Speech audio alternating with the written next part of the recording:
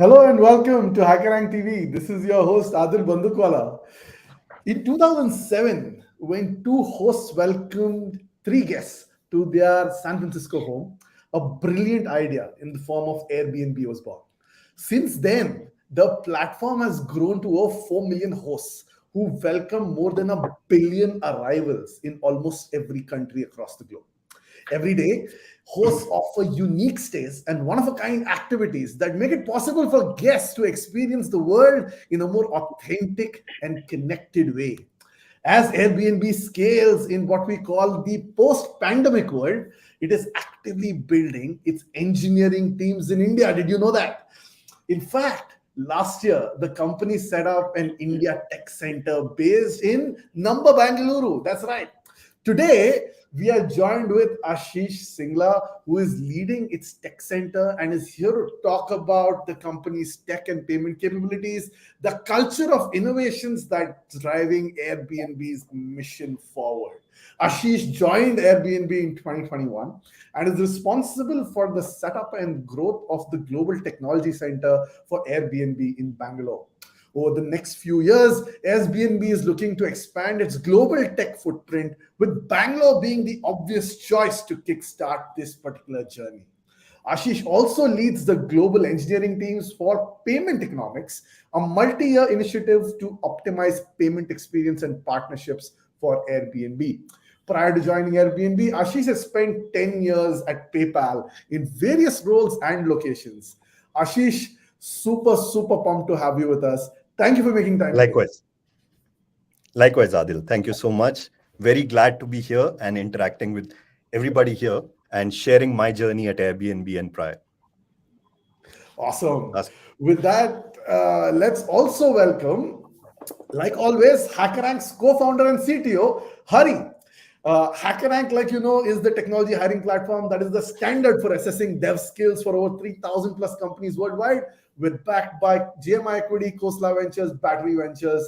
Prior to HackerRank, Hari has had tech stints with IBM and Novell in Bangalore. To most developers, Hari is a very friendly face. Hari, welcome to HackerRank TV, and thank you for doing this yet again. Thanks, Adil. Excited to be here. I have a ton of questions for Ashish. Can't wait to get started. That makes the two of us, along with a lot of developers who are live as well. So with that, we should get started. Ashish, let's get started with the most fundamental question I have for you. We'd love to get to know a little bit about you and how did your journey at Airbnb commence? Awesome. Yeah, thanks, Adil, once again. For everybody, as Adil mentioned, this is Ashish. I lead the engineering efforts for Airbnb in India. Joined the organization last year. It's been just a little over a year. But talking about my journey at Airbnb, right? It started much before. In fact, this was around 2014-15 timeframe where I first ventured and stayed in an Airbnb. This was a small town called Ganpati Pule. As some of you may know about the place. It's somewhere between Bombay and Goa.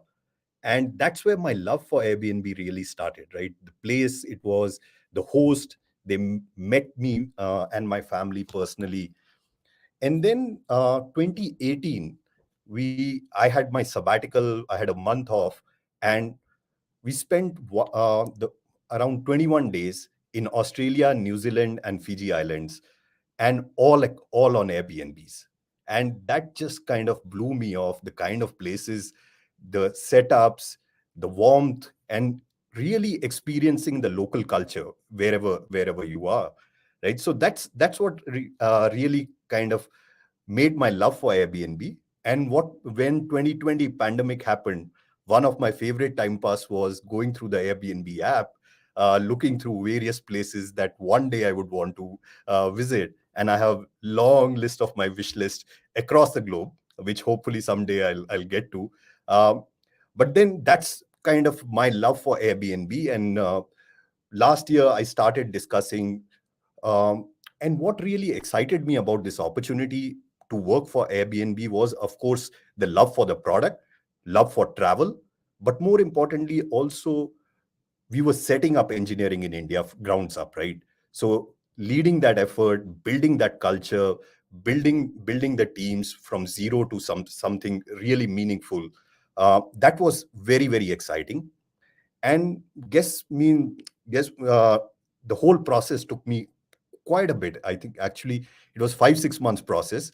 But every interaction that I had with anybody at Airbnb, the way people were connected to the mission, our mission of belonging, connecting people, and being a host is a core value for Airbnb, right?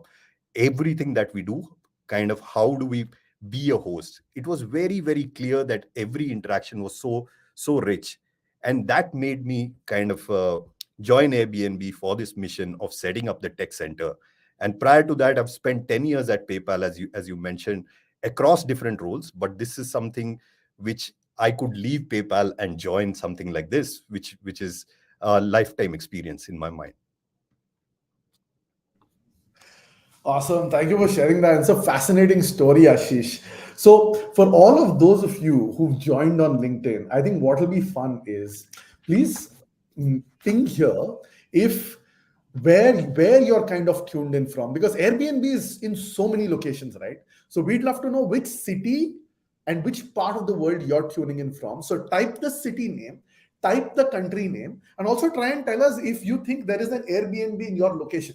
I think we'd love to kind of get to know that. And we'd love to get to know where all you are tuning in from, right? Because I have spotted an Airbnb in every single location, right? Like I'm from a small town called Belgaum in Karnataka. There's an Airbnb there as well. Like my wife's grandparents are in Kunur. There's an Airbnb there as well. I've traveled a fair amount in the world, US, Australia. I've seen Airbnbs everywhere. So whichever part you're logging in from, drop in that as a comment. And what I'll try and do is I'll feature a few of you on screen so that we can show Ashish from where all people are joining in across the world, and he can get a good sense of where this developer audience is kind of coming from. So let's welcome a few of you. Thank you, a lot of you, for joining in. Ashish, I see a lot of people are already joining in. So you've got Sanju, who's coming from Delhi. Right next to Sanju, very close by, is Prabhav from Gurgaon. We've got Kushal, who's from Mumbai. Kushal, tell us, which part of Mumbai? Mumbai is massive. Are you from Bandra? Are you from Kolaba? Are you from Navi Mumbai? Are you from Thane? Are you from Mulund? Please tell us precisely where. Carter Road, who knows, right? Mumbai is a very exciting place. Tell us about that, right? Gurgaon, Harsh, kahan ho aap? Are you in Cyber City? Are you in Cyber Hub? Kahan pe ho, right? Are you in Malviya Nagar? Let's get to know those details. Darshan, are you in Bangalore? Good to see. Indra Nagar, are you at Rameshwaram Cafe, bringing on a couple of those dosas? Are you in Jayanagar? Are you in Koramangala, where me and Hari are today in the office? Or are you in Belandur in the Outer Ring Road, where most of the tech parks are, right? Where are you? Sadman, are you in Kolkata? Are you in Park Street? Are you at Flurry's grabbing breakfast? Are you at Mocambo trying to grab lunch? Right? Where are you? Or are you an egg roll fan trying to get some street food? Right? Where exactly are you? You've got Balkrishna, who's in Pune, Khayani Bakery. Fond memories. I'd love to go back there every now and then. You've got Sunil Gupta. The Pyas Kachoris there are crazy, right? Sunil, thanks for joining in. You've got Anand, who's from Indore all the way. You've got Abhinav from Lucknow, and Tunde Kebabs and the Galotis are fantastic there. You also have Nairobi all the way from Kenya, and she's an Airbnb host. How awesome is that? Mary, phenomenal to have you, and thank you for being part of this live stream. It's so cool to see you, and so cool to see that you're a host as well. So you got people from Himachal, you got people from Kerala. Very interestingly, we've got Krishnil from Fiji. Krishnil, how are you doing? Welcome, and thank you for joining in. We've got people from Bangladesh, like you can see. So we've got Sadman from there, and the list is on. We've got someone from Mysore as well. Maheshwar is part of my team. So Maheshwar, you hacked into this live stream. Good to see you, man. And then, the list runs on. So thank you so much. And please keep those places coming in. Please tell us where you're from. We'll keep this conversation brewing. Back to Ashish. Ashish, let's talk a little bit about Airbnb. The world knows it as a hospitality platform. There are a large number of teams contributing to powering Airbnb. Can you share a little bit about what the tech organization is like at Airbnb? It's a question a lot of devs have on their mind, right? What's the tech org like at Airbnb? Yeah. Thanks, Adil, again. So Airbnb has grown over a period of time, right? We are 14 years into existence. So similarly, our tech organization has also evolved. But if I talk about the current setup, right, of the tech organization, at the core of Airbnb's tech organization is our platform teams, what we call the platform teams. And these are the teams that really power the entire Airbnb experience, right? Means all the basic code, right, is all kind of sitting here. And if I divide it into the platform teams, there are three key teams.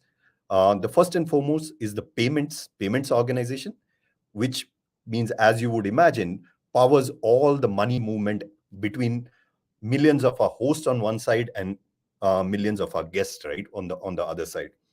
um, then we have trust and security team, right? And trust is something very, very core to Airbnb.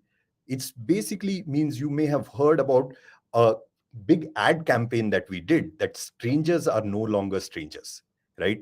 Because at Airbnb, hosts are letting strangers into their homes, right? But how do you make sure that every interaction means millions of these kind of stays, how do we make sure that that is secure, safe for both the host and the guests? And that's the team that kind of powers all those things. And then we have community support teams, the other platform team, which is to provide all the support in case anything goes wrong. How do we make sure there are people and systems who are supporting our hosts and guests globally, right? So these are the three main platform teams. On top of these platform teams, we have something called a guest and host experience teams. These are the teams that really help you build experiences, which all of us see, right? Across different platforms, whether it is web, mobile web, Android, iOS, you name it, across. And this is really what makes Airbnb's experience so phenomenal. So, a lot of kudos to these teams. And underneath all these things is, as you would imagine, our infrastructure and business technology teams, right? These are the teams that really power the entire infrastructure, developer platforms, everything that makes Airbnb's development environments stable and reliable and scalable, right? So that's kind of how we are structured from a overall tech organization perspective. Just to give you a perspective on geo spread of Airbnb from a technology perspective, we are roughly 2,000 odd people within engineering organization across the globe. Until very recently, when we opened up our Bangalore Tech Center, we were predominantly present only in the US, right? Uh, San Francisco being our headquarters, we have tech center in Seattle, and recently also opened another technology center in Atlanta. So these are our key technology hubs in the US.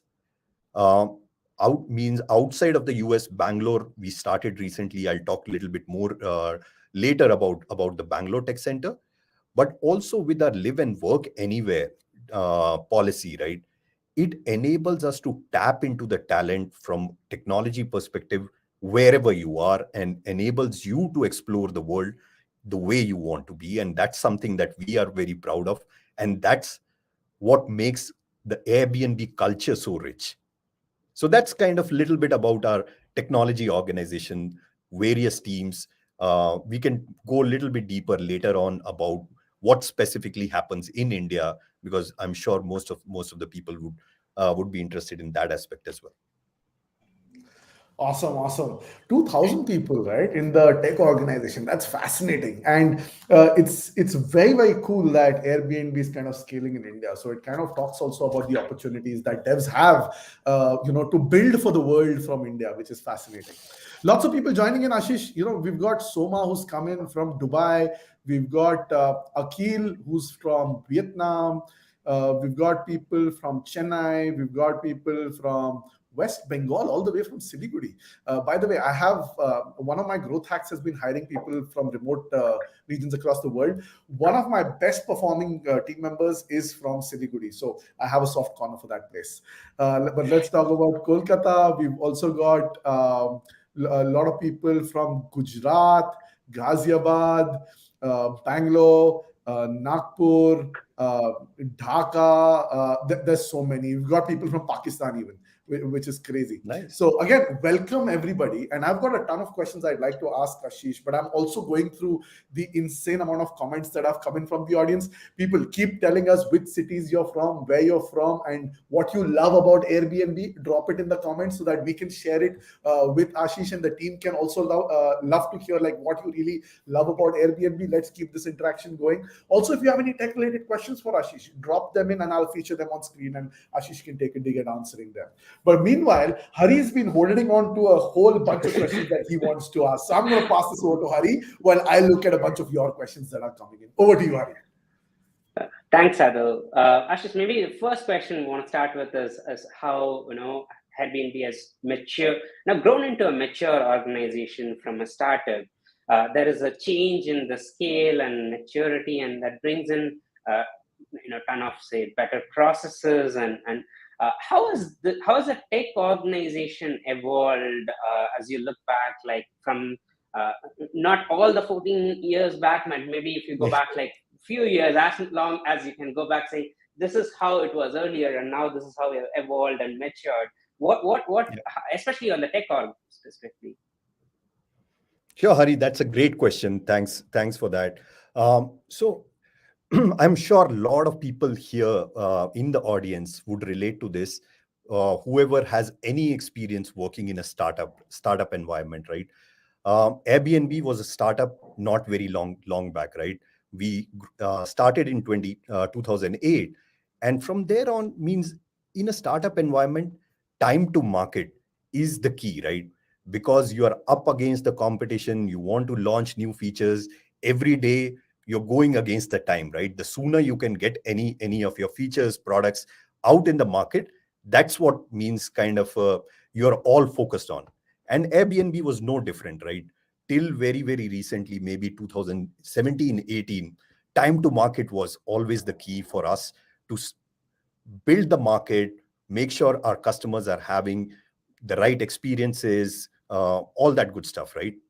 But as we matured as an organization, right, means this is from moving from a 0 to 1 journey to 1 to 100 journey, right? As you start scaling, you have to step back and start thinking that you have a lot of responsibility towards millions of your guests and hosts, right? That any new thing that you launch, you have to make sure that it is scalable, it is the best experience, and nothing goes wrong in this interaction, because it's not just about the platform but actual people meeting in the physical world also. So you want to make sure everything goes right. So with that in mind, in 2017 2018 time frame, right, that's a big change that we made from a tech perspective also, that we said we all as an engineering organization is committing to something what we call C2C. It's commitment to craft, right? That everything that we do, how do we build in the craft and blending of the science and art, right? Science on the one side, which is the all the engineering, but also the art pieces, right? So now a lot of people ask me, what really is this commitment to craft, right? What does it essentially entail? So there are three key pieces when I talk about commitment to craft. It is at the core is building strong foundational systems on top of which you can innovate, you can do things which are much more faster. You don't have to rely on every single aspect of the underlying system. The second aspect of it is how do you enable your people, right? Your 2000 odd engineers working across the globe. How do you enable those engineers with the right set of tools, with the right set of dev environments and whatnot, right? And the third piece of commitment to craft is how do you put measurable goals, right? So that you can align the organization towards all single key metrics and OKRs that everybody can work towards, right? So just to put all these things in perspective, let me give you an example, right? One of the things that a lot of you may relate to. So as Airbnb was growing, right, means you as developers, as engineers, you keep adding features, right? Every page you keep adding on top of it. I want to build this experience, this experience. And what it was leading to was that our page loads were taking much longer, right? It was getting slower, right? So what we did was in I think in 2019 or somewhere there, we created a metric, which is the page performance score, right?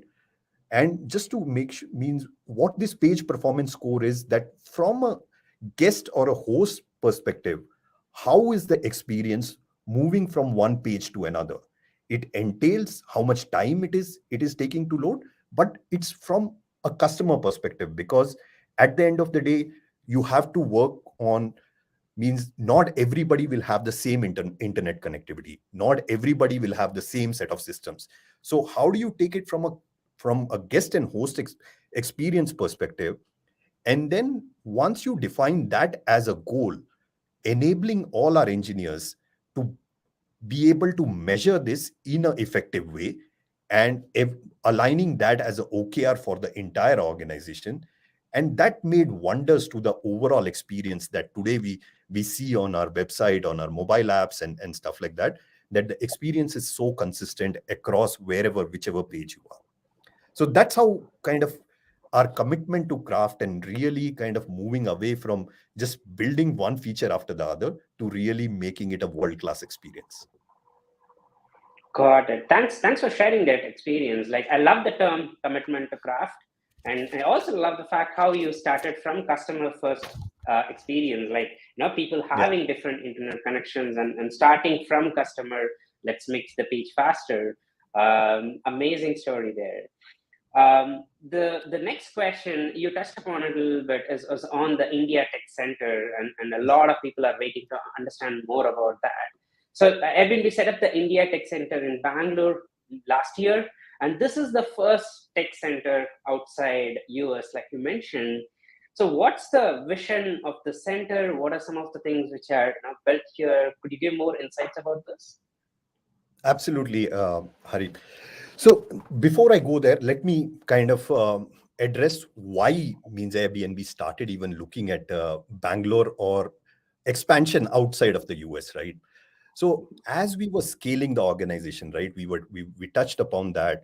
We as an organization went public in 2020, right? This was right at the height of pandemic. A hospitality and travel company going public, that itself talks wonders about things. But means touching upon the tech organization, as you go public, as you are scaling to 200 plus countries across the globe, we realized that we needed to expand outside of the US, and mainly for one, tap into the best talent pool, right? Uh, Wherever the talent is, how do we get closer to the technology talent, right? Number one. Number two is bring in diversity, which is very, very core to everything that Airbnb does. How do you diversify your tech talent, right? Your engineering pool. And the third is how do you kind of build scale for the organization, for the engineering organization? Mean the way things were going maybe a year and a half back, even few months back, mean you cannot scale the engineering organization just in the US, right? So from that perspective, you have to go global.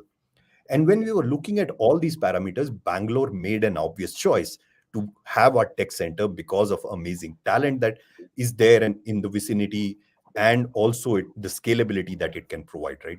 So with that vision, we set up our tech center. Now, whatever Airbnb does, we do it very, very thoughtfully, right? We are not an organization that just goes kind of, let's do it and go all out in that, right? So with that, what we thought was we are a late entrant as a technology company, as a product company, as a hospitality company into a very, very competitive market, right? Like Bangalore and India. So what we said is we want to do it right the first time around, right? We don't have an opportunity to fail. So we said we'll start small, take one particular area within the overall technology organization and see how do we build that, take some of the learnings so that we can replicate it across all the other tech functions. So with that vision, we started with payments as an organization, where we said, okay, let's build out the payments teams in India. And it was an obvious choice given uh, whatever fintech innovation is happening in this market, right? No, that's not kind of a alien to anybody across the globe, right? Everybody understands that. So with that vision, we started with the payments team, built it over the last 1.5 years. And now 2023 is the time when we are looking to scale it across all other technology organizations or teams, which is the trust team, the hosting team, whether it is the community support, infrastructure across. So that's the broad vision that we have, that today we are 120, 130 engineers uh, in India. And again, going back to our live and work anywhere thing, right? That has enabled us not only to hire people in Bangalore or in Karnataka, but today we have people from all over the country. There are a lot of people sitting in remote parts of West Bengal, and they intend to continue to stay there. And it also enables our engineers to not only code, but contribute back to the communities that they have grown in, right? I think that, to me, sometimes when I talk to some of our engineers, that resonates so much, that in small villages that you've grown up, you can still do means engineering jobs for global organizations, and reflect back and give back to the communities that you're serving. Got it. Got it. That's an exciting journey. You covered on the payment space, and certainly payments was one thing which is growing faster here and evolved a lot. I mean, given that your team here is actually working on this, can you throw some light on how things have evolved in from a tech perspective? Maybe specifically on the payment space, what are some of the newer things you're seeing? What is to look forward for? Anything you can share there? Absolutely, Hari. So let me talk this at a global level, and then I'll get to some bit of what we are specifically doing within that in from an India context perspective as well. So payments at Airbnb, that was kind of not when we started in 2008. Payments was never part of it, right? Means when we our first few interactions between the host and the guest, the payments were all offline, right? So means host and guests would meet in the physical world and exchange money, right? That's how it all started. But soon there was a realization that in the connected world, you need to have the payment experience. And so very early, we had just one payment option, which was PayPal for the guests to make the payments. And on the host side, just had bank transfers, right? And it was kind of a very monolithic code. Nothing means we never expected it will scale at that level and things like that. But fast forward few years, just having PayPal was not an option, right? Because we were going global at the scale where some of the places PayPal was not even available, right? Not giving credit card payment options, and some of the other payment options was not an option any longer. So 2014, 2015 timeframe, then we decided that we need to do something really scalable for payments. And that's where we created a service internally, which kind of distributed from, and we called it Gibraltar, right? And Gibraltar was essentially our payment gateway service, where all the external kind of connections to all the payment processors and banks on one side, and all our internal financial systems, booking systems, billing systems on the other side, right? And we thought that kind of uh, means makes it much more easier for us to connect with the external world. Um, and we started doing working on that and building upon that. By 2019 or something, there was a realization, right? We had $100 billion in money movement across our platform. We had dozens of payment processors that we were connected to. We had multiple bank connections and whatnot. 60 plus currencies we were dealing with, right? So while we had built this in 2014, 2015, we realized that that's not going to help us scale further. Any new interaction with or integration into a payment processor was taking a lot of time. So with that, we started on a journey, next phase of our growth, what we called PGNG, which is Payment Gateway Next Generation, right? We wanted to build a next generation payment gateway, which will help us decouple a lot of things and make it much more agile for the organization. So PG&G essentially decoupled a lot of things, right? On one side, we had the money request systems, right? Where it will connect with our billing systems, finance systems, and it will have no processor specific logic, right?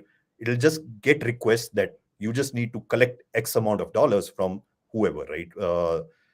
And then at the core was our gateway, right? Which would have all the intelligence about how to route transactions, depending on the request you are getting, where to route this transaction, who's, uh, which is the better processor and whatnot, right? And then we had on the right hand side a plugin layer where, as I said, dozens of processors, everybody had their own logics that need to be sometimes specifically written. So we decoupled that and said all the specific processor related logic should sit in these plugins, where anything means if you have to integrate new one, it becomes much easier. Or if you have to make any changes, it become much easier. So that's how we kind of started decoupling a lot of different things. And that made us much more agile. For example, it was taking us months to add a new processor earlier. Now we can do it in less than 2 weeks, right? Because it's all processor specific logic is all sitting in one single place. So that's how kind of overall payments organization has evolved, our thinking has evolved. And some means now touching upon some of the things you asked, Hari, about what specifically in Bangalore and how we can. So like in Bangalore, the team that I personally lead, this is called payment economics, right?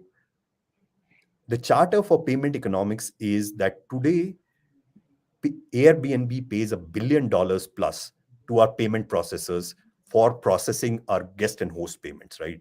So it's $1 billion problem that we have. And this is one of the biggest cost line item in our balance sheet, right? Or in our P&L statement. So how do we reduce that? And inherently, Airbnb is a very credit card heavy platform. And intuitively so, because our ticket sizes are very high, the kind of audience that we are talking to or our guests, they hold credit cards. They are kind of affluent people, most of them. And in the markets that where we are predominantly present, US, Europe, and things like that. So we are trying to see how we can reduce the dependence on credit cards, move people to some of the local funding methods, including, for example, UPI, and create those experiences where people really can pay with the instrument of their choice. And in turn, it helps Airbnb reduce the dependence on credit card as well.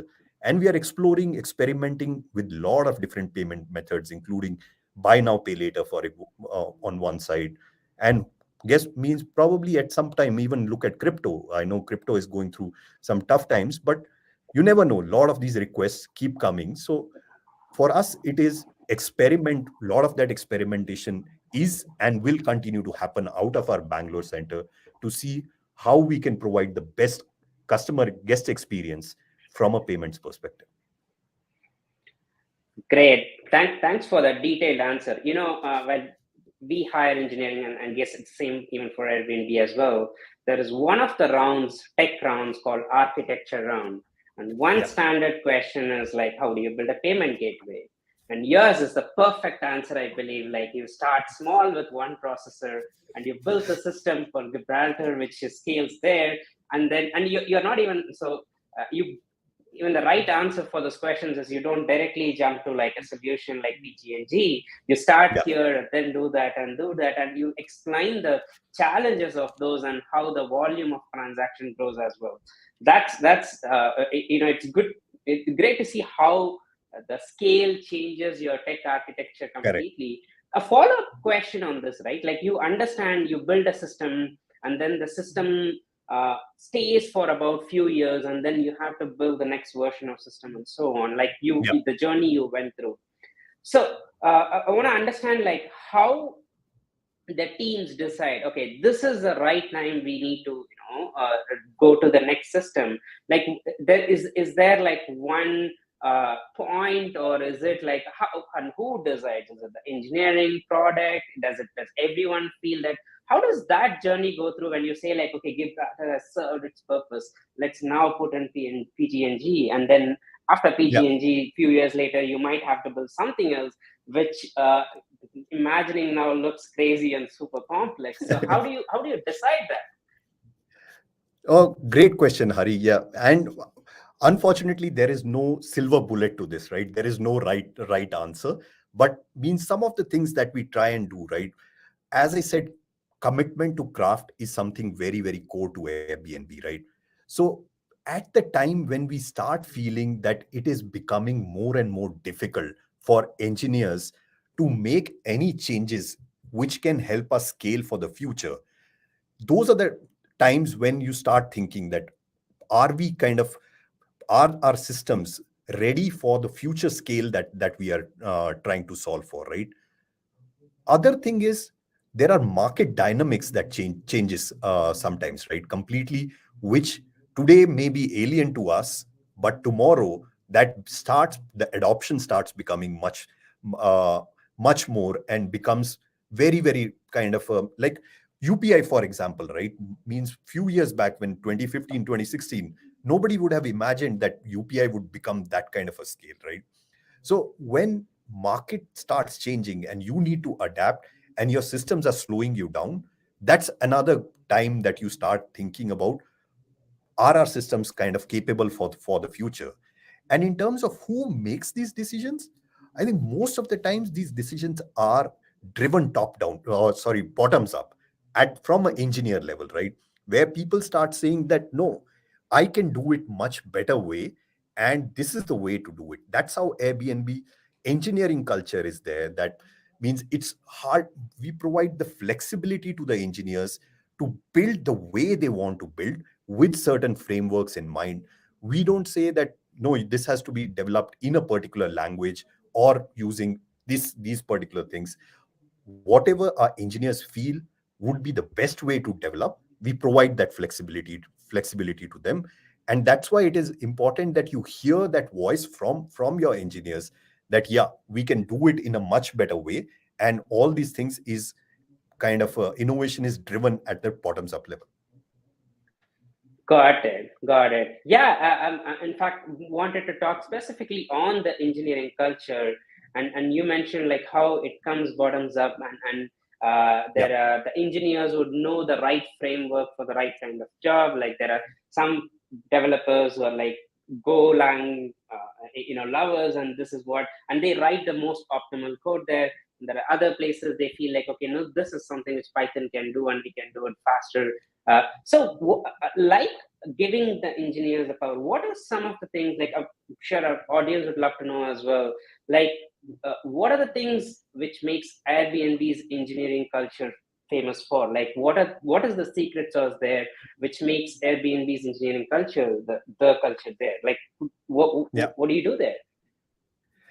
Yeah, and that's a great question again. So, Hari, it all starts at the kind of people you are bringing in, right? It all starts with that. Um, so, at means, and I'm sure a lot of the audience would love to hear that. That's what's our hiring process like, right? So when we hire for engineers, we don't look at any specific language skills or any specific kind of technology areas, right? We broadly hire for fundamentals. As long as engineers are strong fundamentally in their design, architecture thinking, means those are the kind of people that we look for. So, and on top of it, what something very unique to Airbnb is everybody in Airbnb has to go through two mandatory rounds, which are called core values interviews. And this is from our intern to our board members. Everybody goes through those two rounds, and this really assesses very independently about how do you relate to the culture that Airbnb is all so proud of, right? So are you does that culture resonate? So it's about your engineering skills, the fundamentals, and about your culture and the fitment. So that way you bring in the right set of people. And then comes the onboarding experiences, right? How do you make sure Once you have the right people, they understand about Airbnb's engineering culture, what it is. And we have a very extensive tech boot camp where, outside of the general things about Airbnb's tech architecture, tech systems, key services, and whatnot, some of the key areas that we also uh, include in that tech boot camp are, for example, how do you code with empathy, right? How do you code with keeping inclusivity in mind, right? These are some of the things that become integral to your day-to-day way of working, right? How you think about a problem and all that good stuff. And other thing that I touched upon earlier is, once the people are in the system, it's about giving them the flexibility to operate the way they think, the kind of languages they kind of feel are the would be more efficient. And we don't stop any engineer as long as they have a justification that they can do this better using a particular language, and stuff like that. Finally, one thing which Airbnb is also very proud of is our open source contributions, right? So everything that we do, it is about how do you give back to the communities also, right? So there are a lot of our open source contributions. Airflow, a lot of you may have heard about Airflow, which is one of the Airbnb's kind of a open source platform. So those are the ways which make Airbnb's engineering culture so rich, and people really enjoy working in that kind of an environment. Got it. Got it. Yeah, so we use a lot of Airbnb's open source code. Airflow, obviously, our data engineering team, they love it. The front end developers love the Lottie files. Like, that's a Lot nice way to get an animation into the browser, and certainly solved a lot of problems for our front end engineering team. Uh, the last question, and the important one I wanted to ask, is about, how do you nurture diversity and belonging? I've read a lot about Airbnb's initiatives on this, and even you touched upon the saying how you wanted to start a tech center here to improve the diversity and get different perspectives. So, what are you doing to ensure like this diversity reflects in your engineering teams? What are some of the initiatives Airbnb is doing there? Yeah. So, Hari, as I mentioned earlier, diversity and belonging, right? DNB, as we call it, this is something very, very core to everything that we do, right? And it all starts top down. This one means has to be driven top down, and it cannot be just kind of me or people on the team kind of thinking about it, right? That culture is driven right from our founders all the way in the organization, and to the fact that means everybody outside of their work, OKRs and KPIs, DNB is critical part of everybody's OKRs, right? I carry, my team carries, and means my leaders also carry similar goals, right? That makes sure that everybody is integrally thinking, not just as something on the side good to have, but core part of what you do, right? Now, how do we promote that? This is one way, but also enabling people. So at Airbnb, we have something called Airfinity groups, right? What is an Airfinity group? Is like-minded people coming together towards a particular cause, right? And it is all very people-driven. Anybody can create any affinity group for a particular cause, put a paper that this is what we are trying to solve for, get the support and the funding from the organization. Like, for example, we have affinity groups like very obvious ones: women at, able at, parents at, for example, right? A lot of us parents kind of want that support system, understanding how if others are dealing with things, right? Pets at, right? Anybody with pets, kind of people coming together.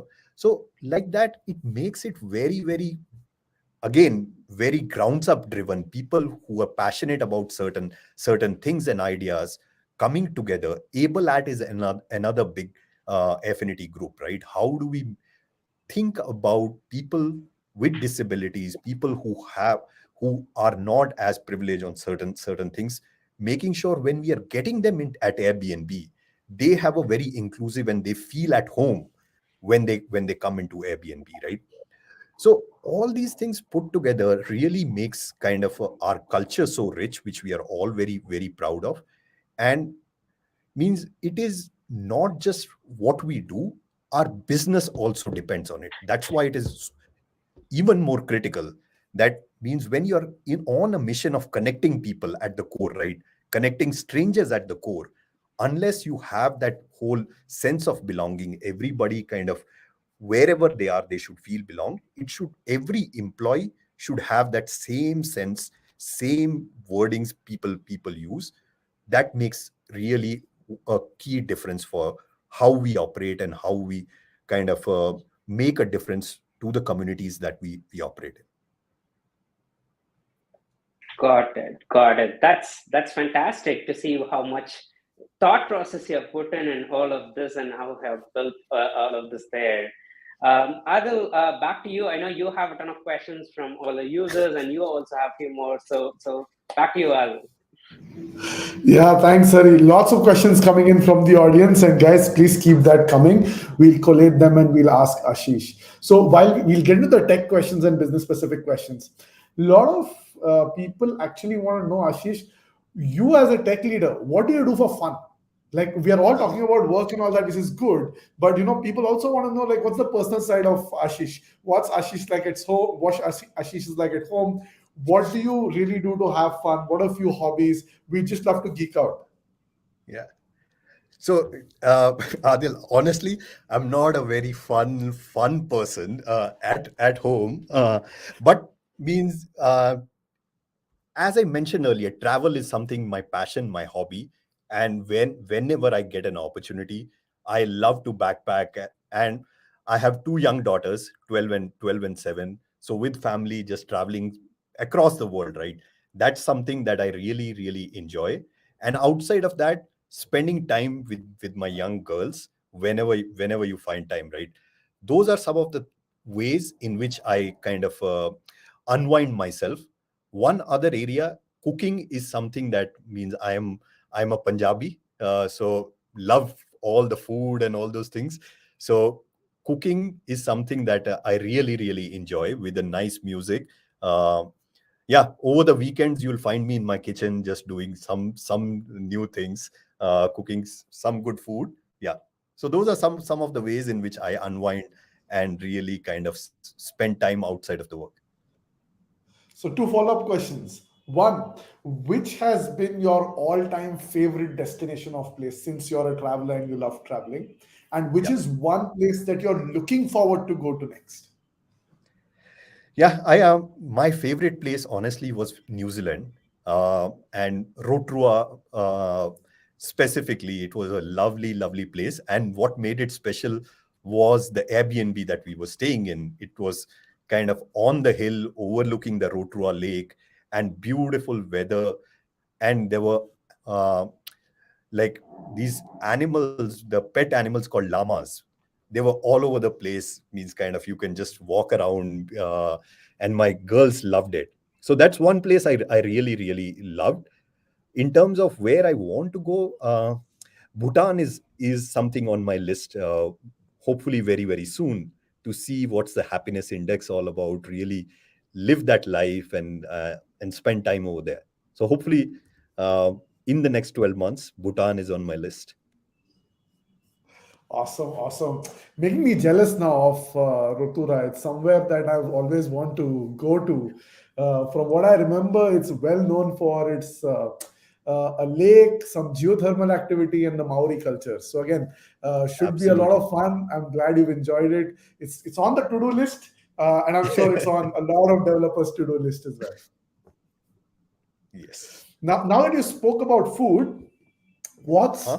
what's the one thing that you're proud of making in the kitchen? Ah. So I one of my favorite dishes is cooking pindi choles, Oh, right? lovely. So, yeah, so that's something that, of course, it takes a long time. It's a long procedure to cook and all those things, but I love just making pindi choles. Whenever some of my friends come over to my house, their one request is, okay, let's go with pindi chole, and then they'll bring either some kulchas along with it or whatever, right? So yeah, I love cooking that, but also trying new things, right? Across, uh, we are vegetarians at home, so anything vegetarian, I just love cooking. Nice, nice, nice. Awesome. Thank you for sharing that. I'm hungry already. It's not even lunchtime, but it feels like I'm already hungry. So we'll get back to the tech questions now. A lot more tech questions that are coming in from the audience. And Priyank has this particular question. Priyank's question is, Ashish, how are you powering quality engineering in your org from a tech perspective? Like what sort of unit testing frameworks, QA automation are in place to ensure a smooth release each time for all your critical services? Great. Yeah. So at Airbnb, we have a centralized team which is called AirQA, right? Which provides that quality ensuring services to across the organization.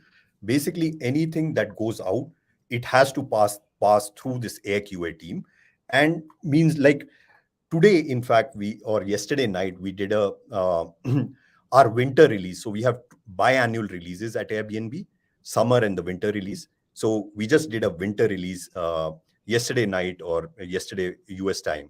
So it goes through an extensive beta testing, right? Before we actually launch into the market, everything for the last 2 weeks, it has been with our QA team and a small set of users, right? So that we identify whatever issues are there before they actually go into, we start ramping those areas, right? But it is not just the responsibility of the Air QA team to identify all the issues that could be there, right? At a unit testing level, at an engineer level, it is very important that whatever any engineer does, there is a unit testing, there is proper testing that goes in, so that means we can identify most of the issues before it hits the production systems. And this is again one of the key OKRs that as an organization we track, that how many issues that we identified at the production level, right? Or what percentage of our issues. And the goal is that most of the things that actually go into production should be bug free, should be kind of already thoroughly tested at an engineer level itself. So there are means every engineer is supposed to act as a tester as well, but there is a centralized Air QA team which sits in our BizTech organization, which does a thorough end-to-end testing, load testing, performance testing, whatnot, right? I hope Awesome. that So kind of Priyank, gives a perspective. Yeah. yes, it did. Thank you so much, Ashish. And Priyank, we hope that is helpful. So, Ashish, Priyank is a software engineer at Dunzo based in South Delhi. And Oh, that's where the nice. question is kind of stemming from. So, again, Priyank, thank you for joining in today. Thank you for your question. We hope that gave you perspective. Let's move on to our next one. And our next one is from Sachin. And Sachin's asking, what privacy measures are taken while building the platform?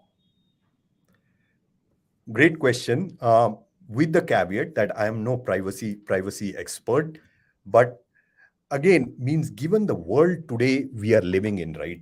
Data privacy is something which is very core to making sure that any information that we have from our hosts and the guests is safe and secure, right? And means given we are a global organization, we have uh, money movement licenses in various parts of the world, including in the United States and in Europe, right? We are also governed by some of these regulations like GDPR, CCN, CCPA, and whatnot, right? And even like as India is also coming up with its own data governance policies. So from that perspective, anything that we do, we try and make sure that means the data at the core of it, even our engineers, any PII data, whatever is on the systems, has very limited access. Nobody can just use that data to make decisions. Of course, anonymous data and all those things means for making business decisions is all available. But at the core of it, all our PII data, we try and make sure that none of that is available to anybody or we are sharing it openly, right? So there are enough privacy measures in place, and regulations make it mandatory also for a public company like us and operating in multiple jurisdictions to be operating in that manner. Now, as I said, I'm not no expert in that area, but mean we are a very, very responsible organization and make sure that our user data, whatever it is, kind of stays safe and secure wherever it is. Thank you for that, Ashish. And Sachin is from Mumbai and he works for Atomberg Tech. Again, Sachin, thank you for that question and we hope that was useful to you. Next question. Let's take this from Mithun. And Mithun's asking a very interesting question. He says, how can engineers consider the cost while building a new feature? I mean, we're focused and obsessed with shipping new stuff, but how do you figure out the cost? It's a very interesting one. I'd love to know the answer to this too. Very thoughtful question, I must say, and something that means, yes, every engineer should kind of keep it in mind, because at the end of the day, whatever you're developing, it should have an ROI, right, for the organization. So from an Airbnb perspective, right, on one side, from a cost perspective, we are on AWS, right, as an organization. That's where our cloud services. So every engineer, whenever they're building that service, they have to budget for what is the infrastructure, AWS costs that their service would be incurring, and means we have to provide rational in terms of why that kind of a cost, right? Because means we all understand that AWS costs, if you are not kind of keeping things in check, it can just blow off your the amount of data that you are storing for no reason, right? Sometimes we don't take some of those considerations upfront while building code, and suddenly you see a big spike and your CFO is not the happiest person on earth, right, at that time. So that's one way. But on the other side also, right, whatever features we are developing, like for example, if we are doing I'll give you a recent example, right? Some of our teams are working on building platforms and features for our ambassadors, and ambassadors are essentially people who service our customers, right, at the end of the day, the guests and the hosts. So we're building tools and features for this team. Now, one of the questions we asked ourselves while we are building all these features, what is it resulting into? Is it giving us the ROI? Is the other team, who is the operations team, are they seeing value in that or not, right? And how do we quantify that value? So that's where, for making sure there is a ROI on all the engineering efforts, we carry a shared OKR, right? That if we build this will result in XYZ, means either operation cost reduction or productivity improvement, whatnot, right? So that every engineering hour we spend, that's a very, very valuable currency. And it should not be that you're just putting engineering effort without thinking about what's the return in you would get at the end of the day. So those are the measures that we take to make sure that means engineering cost, one, is in check, and it actually results in bringing value to the organization. Awesome. Thank you. Thank you for that. And that, Ashish, was Mithun, who works at Utopus Insights, which is a data infrastructure and analytics firm headquartered out of New York. But Mithun is based in our very own number, Bengaluru. So, Mithun, thanks for that. Hope you got good perspective from Ashish's answer. And with that, it's 12 noon. It's time to call this a wrap. This has been so much fun. Ashish, big thanks for making time for this. Really, really appreciate it. Hari, like always, grateful for your time. You're such a champion. And big thanks to someone called Neha, who's part of Airbnb, who helped make this happen. Without her, this was not happening. So she's not on screen right now, but all credit to Neha for making this live stream successful. And with that, Ashish, again, very grateful. Would love to meet you in person someday and try those pindi chole, but also get to know a lot of your travel stories and exchange notes. Look forward to it, Adil. And thanks for everyone, all those questions and being here. I think there was some comments. We are hiring across software engineer roles. I'll be shameless and visit our careers website. There are all the open roles. Would love to have some of you at Airbnb. So there you heard it. If most of you, any of you who are looking for jobs, head out to careers.airbnb.com, check out their careers website, hit the apply button, and someone from their team will get in touch with you. It's a great organization All the best, everyone. Have a great rest of the week. And with that, this is all of us from HackerRank and Airbnb signing off.